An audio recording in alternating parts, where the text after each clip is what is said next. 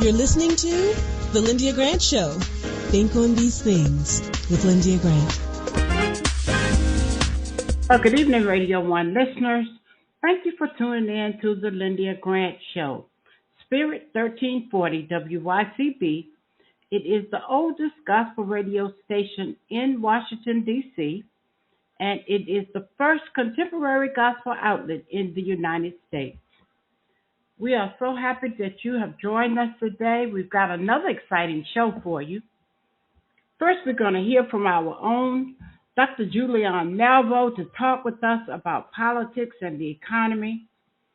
That's helpful for those of us who do not sit around and watch TV news all day long. She'll give us just enough to let us know what's been going on. But in our second half of our show, we're going to hear from Mrs. Beata Garner House. She is the daughter of our founder of my sorority, a business and professional sorority called Gamma Phi Delta Sorority Incorporated. So now we're going to go to Dr. Julian Melvo. Dr. Julian? Well, you know who's on the hot seat these days, Lyndia? It's Mike Johnson, the Speaker of the House. He doesn't know what he's doing, and that's pretty clear, but he's under enormous pressure. If no deal is cut, government may shut down over the weekend. I think a deal will be cut, but as we talk today, talk on Tuesday, no deal has been cut. Part of his problem is a problem that every other Republican speaker has had. On one hand, you have the far right, the Marjorie Taylor Greens of the world, who want to impose conservative public policy as a cost for passing a budget. On the other hand, you have the President of the United States, his own colleague, Mitch McConnell, and others saying, we have to cut this deal. What makes the deal even more important is the fact that if we don't cut a deal immediately, we run out of money for Ukraine. Now, a lot of people say, well, I don't care about Ukraine. You don't have to care about Ukraine. Care about Russia. Because basically, if we allow this man to get away with this, Putin to get away with Ukraine, basically he'll get away with anything. He'll start looking at the other Soviet bloc countries and talk about taking former Soviet bloc countries, talk about taking over with them. And so this is really serious. But Mike Johnson, he wants to keep his job. Every other speaker before him has lost their job when they stood up to the far right. The bottom line here is that the Republican Party is so divided that I don't know if it took them 15 votes to get McCarthy. It took them months to settle on Mike Johnson. He's only been in the office for 4 months now, since October. But he's on the hot seat, and it's really important, both national and international news. And speaking of that, the other big question as we move toward the weekend is whether or not there'll be a ceasefire, even a temporary ceasefire. Many people are calling for it, but Netanyahu, he has had the nerve to tell President Biden that more people support him, Netanyahu, than the President of the United States, which is nonsense, but that's what he's putting out there. And his attitude needs to be adjusted, but he's been this way for a very long time. He's another one who's trying to stay out of jail because if he is not prime minister, he will be looking at some jail time for any number of other things. Then we want to look at there's so much going on, Lyndia, that it's not funny. It's mind-boggling. Okay, so let's talk about Michigan tonight, Tuesday. They're going to the polls. We know that the orange man is going to win on the Republican side, more than likely, although Nikki Haley will likely give him a run for his money. If she can keep herself at 40% or above, I think that she has a fighting chance of staying in, certainly through Super Tuesday, but maybe even longer than that. Now, she's had some major money taken from her. The Koch fund has said they won't fund her anymore because she hasn't made the right progress. But there are others. Money is still coming her way. After South Carolina, she got $1 million right away from anonymous donors, most of them spending less than $200 on her campaign. But anyway, the big issue in Michigan is with President Biden. How many people will vote? You can vote for anybody. You can vote uncommitted. So you can go into the Democratic primary and vote uncommitted. The larger that number is, the more President Biden has to worry. And the reason the number may be large in Michigan, number one, they have a large Muslim and Arab American population. They are very dissatisfied with what's happening in Gaza. So that's number one. Number two, you have a strong African American population there. Again, what we're hearing that a lot of black folks, especially younger black people, are not in love with Biden. So if he gets, if as many as 25% vote uncommitted, the president has something to worry about, and he should be worried about the kind of conversations that he's having. Now, speaking of presidents or wannabe presidents, let's take just one moment to talk about the Orange Man. We already know that he's appealing the judgment against him. New York Attorney General Tish James is time enough for him. He's paying $144,000 a day in interest. But he's trying to delay any number of things. He may or may not be successful. He has insulted the black community profoundly. He says that we like him because he's been indicted. He actually had the nerve to say, I'm being indicted for black America. I'm just going to say it. I know people who are Republican in their principles, but anybody who votes for that man needs a head examined. He has insulted black people, I don't know how many ways, and now he got sneakers out, and he's basically asking our community to purchase his sneakers. We need to shut him. He may not be, Biden may not be the best thing out there, but he's the best thing out there right now, and I'm really clear about that. Now, the Fannie Willis story saga continues, and it's very challenging. Terrence Bradley, who's a former law partner of Nathan Wade, who's Miss Willis's former boyfriend or whatever. At this age, you don't call people your boyfriend. But Terrence Bradley was on the stand today, Tuesday, and this was like watching a chess game. They tried to get him to say that he knew when the relationship started between Fannie Willis and Nathan Wade. He said he didn't know. He said it time and time again he didn't know. He said it. He could have said it in Spanish and German because he kept saying, I don't know. He had no. Now, unfortunately, he did send an email to Ashley Merchant, the woman who is trying to get Fannie Willis thrown off the case. And he sent her an email saying he thought the relationship had started sooner. She said, did the relationship start sooner? And he responded, absolutely. But he now says he was speculating, and he probably was. People don't tell everybody all of their business.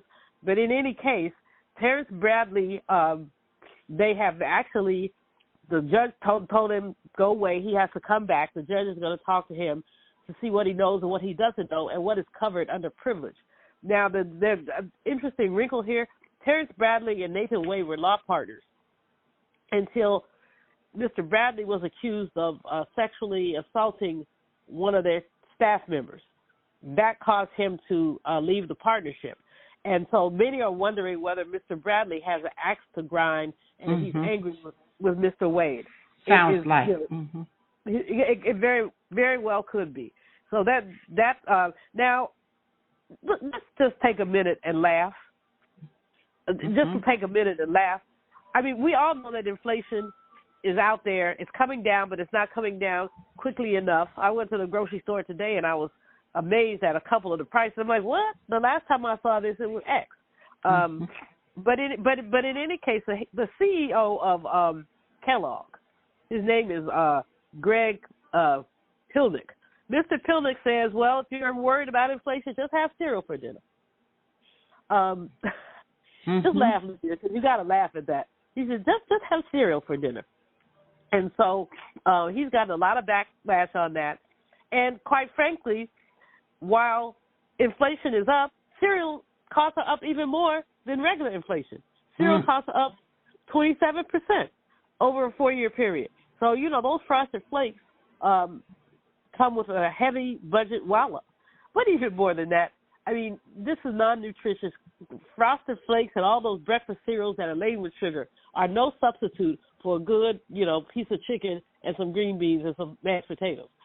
So this guy, and by the way, this guy makes $4.9 million a year. And he's telling people, it reminds me of Marie Antoinette who said, let them eat cake. He's like, let them eat cereal. I don't think so. But that's just your laugh of the day, because you got some stuff that comes out of these CEOs' mouth you're clear about two things. One, they don't know any ordinary people. Two, they don't shop at the grocery store. And three, they are full of themselves. All right. Well, thank you, Dr. J. That was good. I appreciate you. Absolutely. Have a good one.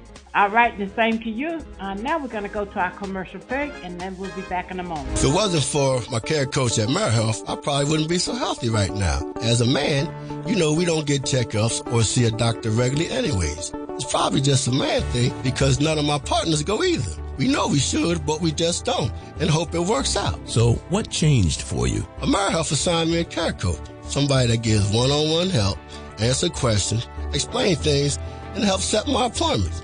She also helped me understand what having high blood pressure really means and ways to manage it so it doesn't kill me. It ain't nothing to play with. If you're a member of AmeriHealth, ask for a care coach. I'm glad I got mine. At AmeriHealth, if you need a care coach, you can have one. Just call us at 1-877-759-6224 to get connected. 1-877-759-6224. This program is funded in part by the government of the District of Columbia Department of Healthcare Finance. Mayor Muriel Bowser. Washington Informer religion columnist Lyndia Grant. Who Moved My Cheese is a book about two types of people, those who accept change quickly and move on, and those who hem and haw and try to figure things out. They didn't see change coming and waste valuable time trying to figure out what happened. How did this happen to me? Let's call this group procrastinators. The lesson inside the cheese story is simple. Life is change. Brother said it best when he said, if I accept you as you are, I will make you worse. However, if I treat you as though you are what you're capable of becoming, I help you become that. We must change and keep moving. The Bible tells us to seek and you shall find, knock and the door will be open unto you, ask and it shall be given. Read more in the religion column of the Washington Informer, an award-winning African-American newspaper. We don't report crime or gossip, just positive news. Pick up the Washington Informer or visit us online at washingtoninformer.com. Call 202-561-4100 for more information. This is Frank Smith with the African American Civil War Museum in Washington, D.C., located at 1925 Vermont Avenue Northwest on the Green Line. Did you know that a recent study found that children who visit museums do better in school and in life than children who do not? So parents, teachers, and preachers, let's get moving. I promise you, if you bring your children to the African American Civil War Museum, they will be inspired by the images that they see. They will be impressed by our living history reenactors who are always available, and they will be involved in our scavenger hunt that takes them throughout our exhibit. That's the African American Civil War Museum, 1925 Vermont Avenue. Our hours are 10 to 6:30 on weekdays, 12 to 4 on Saturdays and Sundays. See it, be inspired. And we are back. Now let us go to my second guest. Thank you for tuning in to the Lyndia Grant Show. We're going to talk with Beata Garner House. Beata Garner House is a woman that lives in Sacramento, California, and her mom passed many, many years ago, and she's going to talk with us about that. But she was the founder of Gamma Phi Delta Sorority Incorporated, the sorority that you all have heard me talk about so much. We have a headquarters on West Grand Boulevard, right across the street from Hitsville, USA, Motown. In fact, they used to own our sorority house. So I just wanted you all to be reminded of who Gamma Phi Delta Sorority is. And her mom, Elizabeth Garner, was the founder. And she was our first national president. And our current president is Lenore R. Reese. She lives in Northern Virginia. So I want to go now to Beata, but I thought I'd set the stage. So Beata, talk to us in your own way about what it has meant to be the daughter of Elizabeth Garner. Share with us any way you would like to share with us. And if I have questions, I'm going to ask them. We got about 10 or 12 minutes. Okay, that sounds good. Those are some very big shoes to fill, to walk behind. But clearly, it was a blessing for me to be able to walk with her as a child, to meet the various original Pearl the chapters as they started, traveling to the various Founders Day meetings, boulets, as we also did. It was interesting to me to go back east since I had spent quite a bit of time in California. As you know, California is much different, stucco and pastel-colored homes. And I would go home to visit my mother's sister, Aunt Violet. And everything to me seemed so different because the houses were all brick. Mm-hmm. I remember the original school that was on John R. Street. I would sit in the classrooms and watch my mom and others teach the classes. I would sit in on meetings for the sorority itself. And, of course, as I said, I had developed friendship and was trained and mentored by many of the original Pearls. The reason we were in California, my father had graduated from Purdue with a pharmaceutical degree. He followed my mother to Detroit to help her whilst they started the school and, of course, founded the sorority. And then he attended Wayne State University, became a doctor, and his internship was in California. So they didn't know a lot about California, but they came out here. They met a lot of people. They formed a chapter here. Many lovely ladies that have come up through the years. Unfortunately, we were in an auto accident in 64, I think. But first, let me ask you this. What you said we. Were you in the car, too? I was. Oh, my goodness. I heard you say that at Founders Day, but I couldn't ask you. But I'm on my show now, so talk to us about that. I was 11 years old, going between a ballet class and a swimming lesson on a surface street. That's what we call them here. And a gentleman from out of town thought he was still on the freeway, didn't see the stoplight, and ran the light doing about 80 miles an hour. Mm-hmm. He hit the side of our car. We were rushed to the hospital. I was kept for observation and then sent home. My mother stayed for quite a while, lots of glass, broken bones, what have you. But she had cancer, and we didn't really know that she had it. And this just seemed to activate it. It started growing. Mm-hmm. And so we went to Stanford, had specialists. They thought they had done treatment and put it in remission, and it came back in the late spring, and we did surgery. It was beyond, they couldn't fix it. So she passed, succumbed to the cancer, and I was probably about a week or so, and at that point I was 12. Wow. Mm-mm-mm. So, but she did get a chance to come home. She did come home. Okay. Yes, she did come home. Mm-hmm. Oh, okay. Do you know what type cancer she had? Cancer of the pancreas. Oh, okay. Mm-hmm. Which is, I've heard, is one of the worst ones. It is. It's not. You don't get an organ transplant for that. You know, they can take parts of it out. If it's the liver, they can replace the kidney, but the pancreas is just not replaceable. So. Mm-hmm. Mm-hmm. So then, when your mom passed, tell me about how your life was. You were with your dad? Oh, Dad and I were quite a team.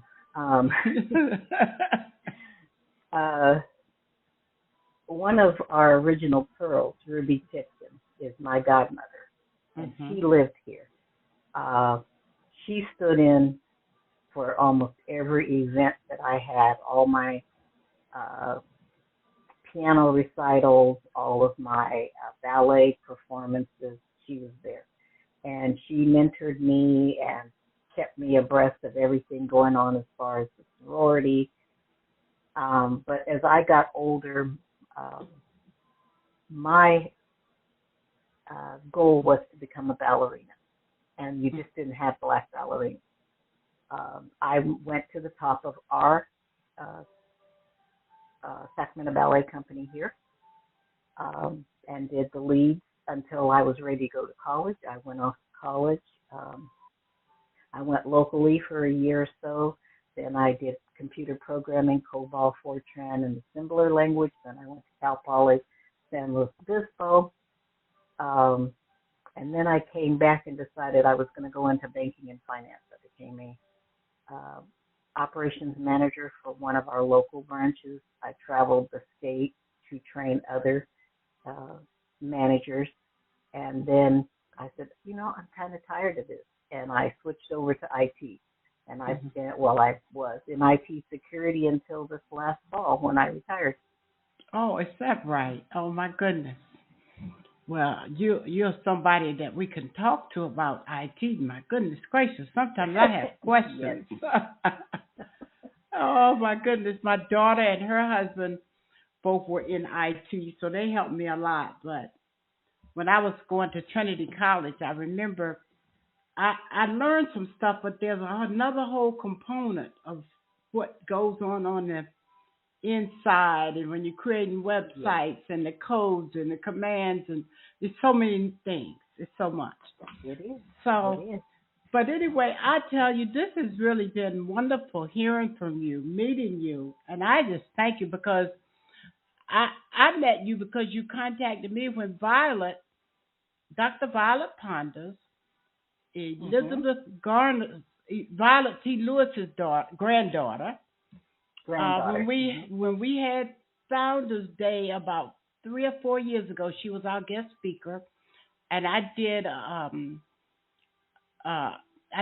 video documentary, and I pre-recorded it using my radio equipment so everybody could hear it, and she wanted you to hear it, so she got the copy from me, copied you so you could get the copy when I sent it to her, and then you were very ambitious and you wrote back to me. I was so tickled. I didn't know. And so we chatted a little bit for several years until this year when we invited you to be our Founders Day guest and you accepted. So now we're taking off.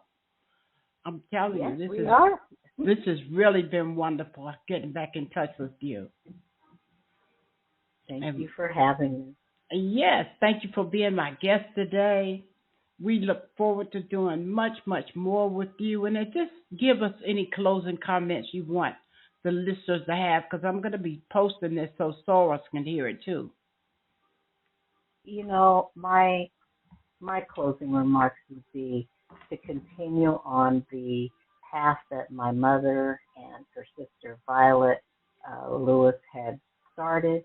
It is giving back to the community, giving back to the young adults, to the young people, being part of that community that helps raise and teach and guide and nurture. And that's what they were about. They didn't take anything as a no, well, we just give up. They always took everything as that's an obstacle, and so how do we tackle it? How do we get around it?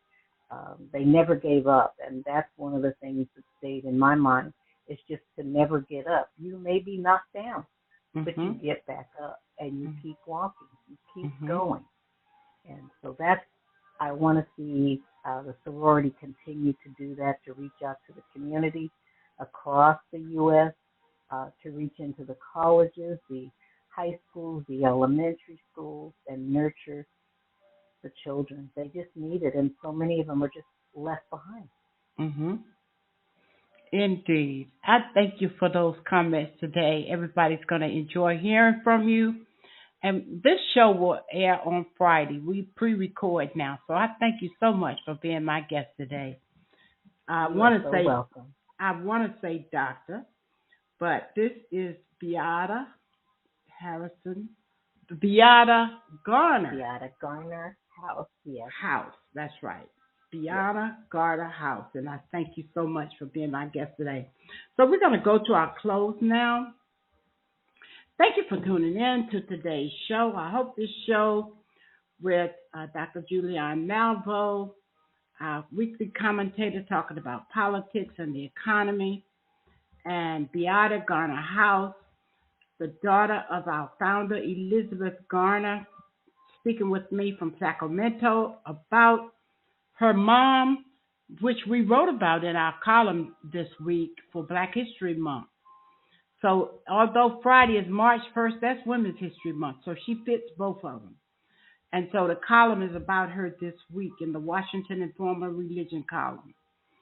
Then I invite you to join us at the All Nations Baptist Church. This is my weekly ask. My church is Reverend Dr. James Coleman is our pastor. We're located at 2 Rhode Island Avenue, Northeast, Washington, D.C. Give us a call at 202-832-9591. Each week I close with this. Earl Nightingale once said, "Words, thoughts, and deeds have a boomerang effect. So be careful what you send out, because we do become what we think about." And Scripture says, "My people perish for the lack of knowledge." So think on these things.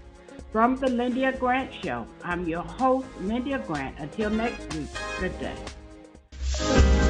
Thank you for listening to the Lyndia Grant Show.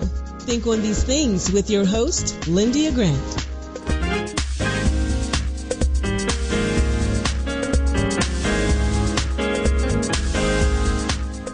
Washington Informer religion columnist Lyndia Grant. Rosa Parks refused to give up her seat on a segregated Montgomery bus. In lectures on brotherhood, Ms. Parks often said, "People always say that I didn't give up my seat because I was tired." But that wasn't true. I was not tired physically. I was not old. I was 42. No, the only tired I was tired of giving in. Driven out of Montgomery by harassment and death threats, Detroit, Michigan became her new home. Rosa Parks will always be remembered as the mother of the civil rights movement. Raised in the AME church, she once said, "I remember finding such comfort and peace while reading the Bible." Read more in the religion column of the Washington Informer, an award-winning African-American newspaper. We don't report crime or gossip, just positive news. Pick up the Washington Informer or visit us online at WashingtonInformer.com. Call 202-561-4100 for more information.